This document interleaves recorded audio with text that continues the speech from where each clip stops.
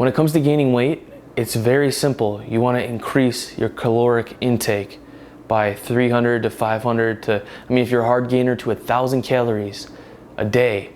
All right, so if you eat 2,000 calories to maintain your weight, you want to eat 2,500, maybe even 3,000, and then you will gain weight. Maple syrup, pour it over everything. If you want to gain weight, you might get diabetes, but you gotta focus. Okay, being serious here, yes, you do want to increase your calories day by day in order to gain weight. The strength and the weight will come over time with a proper exercise routine. And yes, you can do body weight training and gain strength and weight on top of that. Now, the big question here is, how do you monitor your progress if you're doing body weight training and you're trying to gain weight? In body weight training, a great way to just track your progress is track the amount of reps you do. So, for example, say I do 3 sets of pull-ups. I do 5 reps each set. Okay, that's all I can do. The next week or so, I come back to this exercise, but this time I do 6 reps, and then 5 reps, and that's all I can do. Well, I've increased my total amount of reps from 15 to 17.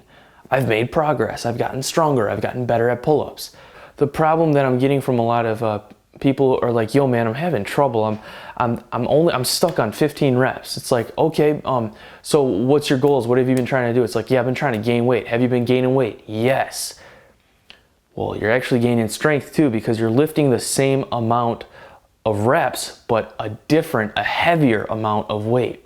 Before you exercise, take your body weight, okay? Step on the scale. So pretend I weighed 175 pounds. We'll just round it up, okay? And pretend I just did 5 pull-ups for 3 sets, and that was all I could do for those 3 sets. So what you do is you take the total amount of reps, 15 reps, times your body weight, 175. That's 2,625.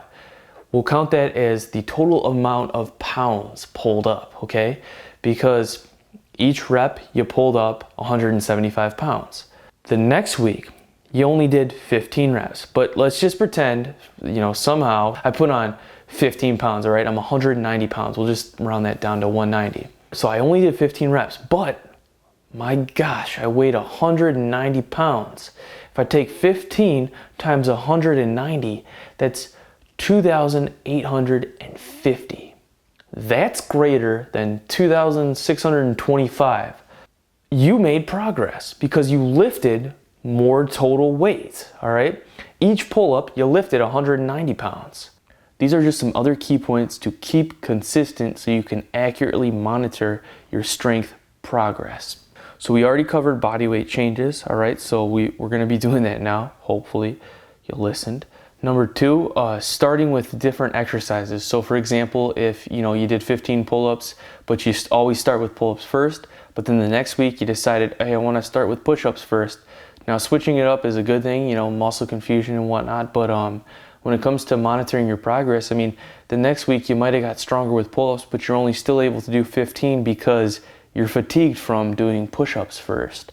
Also, keeping consistent your rest between sets. The first week, say you rested 2 minutes between each set of pull-ups, but the second week you only rested 30 seconds. Well, the second week you might have just been a little more fatigued and you would have been able to rep out more pull-ups if you would have just taken, the 2 minutes like you took the first week between each set. Also, rest between workouts. So say the first week you do 3 workouts, but you do them on Monday, Wednesday, and Friday. Now the second week you do 3 workouts, but you do them on Wednesday, Thursday, Friday.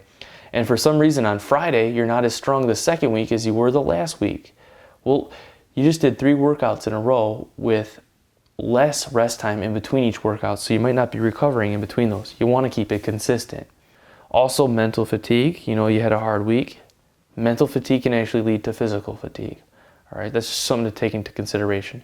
And then other activities, are you doing like an intramural sport? Are you playing on a professional sport? Using your body, even using your mind can fatigue you, and something out of the normal, can play into your workout.